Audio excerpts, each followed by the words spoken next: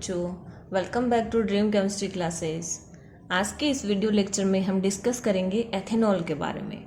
तो देखो, आपके सिलेबस के अंदर कुछ कार्बनिक यौगिक है, उसके अंदर फर्स्ट है अपना एथेनॉल और नंबर सेकंड पे है एथेनोइक एसिड।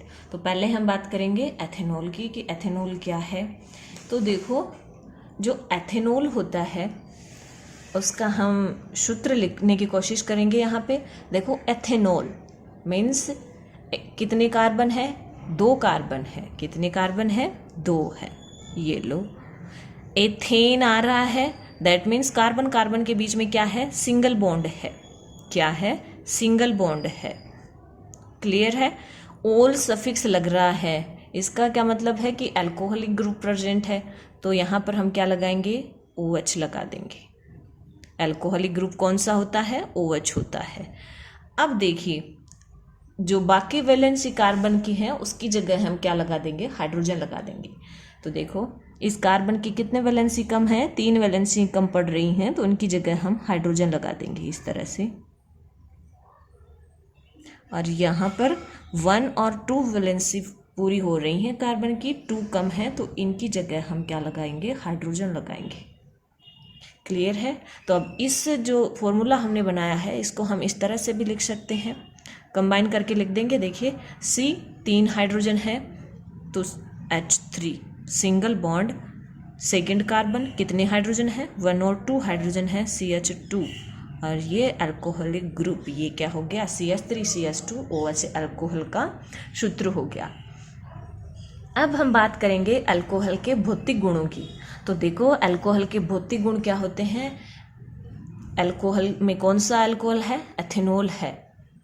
तो एथेनॉल एक रंगहीन रुचिकर गंध वाला द्रव होता है। इसका क्वथनांक क्या होता है? 78 डिग्री सेंटीग्रेड होता है। क्वथनांक का क्या मीन्स होता है कि वो तापमान जिस पर कोई पदार्थ उबलने लग जाता है।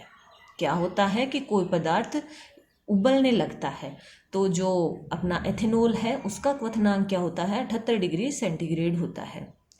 नेक्स्ट है कि ये जल से हल्का वाष्पशील द्रव है। वाष्पशील क्या है? द्रव है। हमने कई बार देखा है कि कुछ जो केमिकल्स होते हैं जिनकी बोतल को हम खुला छोड़ते हैं तो वो उड़ जाते हैं। क्या हो जाते हैं? अपने आप ही उड़ जाते हैं। तो ये क्या होते हैं? वाष्पशील द्रव होते हैं। अल्कोहल्स क्या होते हैं?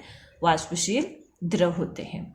ये हाइड्रोजन आयन की अनुपस्थिति के कारण क्या होते हैं? उदासीन आयन होते हैं। क्या होते हैं? उदासीन होते हैं। अब हम बात करेंगे एथेनॉल के रासायनिक गुणों के बारे में। तो देखो, एथेनॉल के रासायनिक गुणों में सबसे पहले इसकी अभिक्रिया है एथेनॉल की सोडियम से अभिक्रिया। किससे अभिक्रिया? सोडियम से अभिक्रिया। तो देखो, सोडियम से एथेनॉल किस तरह से अभिक्रिया करेगा? एथेनॉल की सोडियम से अभिक्रिया करवाने पर सोडियम एथोक्साइड बनता है और हाइड्रोजन उत्पन्न करता है। तो देखिए, यहाँ पर हम रिएक्शन की बात करेंगे। 2C2H5OH। देखिए, C2H5OH या CH3CH2OH सेम ही चीज़ है दोनों। हम इसको क्या लिख सकते हैं? CH3CH2OH भी लिख सकते हैं। तो ये क्या है? अपना एथेनॉल है। किससे रिएक्शन कर रहा है? सोडियम से रिएक्शन कर रहा है। सोडियम का क्या प्रतीक होता है? Na होता है। तो देखो, सोडियम है वो अल्कोहल से या एथेनॉल से अभिक्रिया करेगा। तो देखो किस तरह से करेगा। 2 अपने एथेनॉल के मॉलिक्यूल लिए हैं, तो दोनों एथेनॉल में से एक एक हाइड्रोजन निकलेगा और क्या बनाएंगे? हाइड्रोजन गैस बनाएंगे। और दोनों जो एथेनॉल के मॉलिक्यूल हैं उनके अंदर हाइड्रोजन के स्थान पर क्या जुड़ जाएगा? सोडियम जुड़ जाएगा। यानी अपना क्या बन जाएगा प्रोडक्ट? C2H5 और नेगेटिव और Na पॉजिटिव। ठीक है, और इसका नाम क्या हो जाएगा? सोडियम और एथोक्साइड। Sodium ethoxide. तो देखिए, इस अभिक्रिया के अंदर क्या हुआ है? हाइड्रोजन आयन निकला है। तो ये एथेनॉल की कौन सी अभिक्रिया हो गई? अम्लीय प्रवृत्ति की अभिक्रिया हो गई। या हमें कोई ऐसी क्वेश्चन कर ले कि आप एथेनॉल की अम्लीय प्रवृत्ति की अभिक्रिया शो कीजिए, तो अम्लीय प्रवृत्ति को शो करने के लिए हम एथेनॉल की किससे अभिक्रिया करवाते हैं? सोडियम से अभिक्रिया करवाते हैं। यहाँ पर हम ये भी लिख सकते हैं कि ये एथेनॉल की अम्लीय प्रवृत्ति की अभिक्रिया है। क्लियर है? यानी ये वैसे होता बहुत वीक एसिडिक है, बट फिर भी ये रिएक्शन है। नंबर 2 पे इसकी रासायनिक अभिक्रिया आती है दहन या कंबशन। तो देखो, कंबशन या दहन को हम स्टडी कर चुके हैं कि किसी भी पदार्थ को ऑक्सीजन या वायु के प्रेजेंस में जलाना ही क्या होता है? दहन होता है। और जो एथेनॉल है वो ज्वलनशील यौगिक है और वो नीली ज्वाला के साथ जलता है। कैसी ज्वाला के साथ में? नीली ज्वाला के साथ में।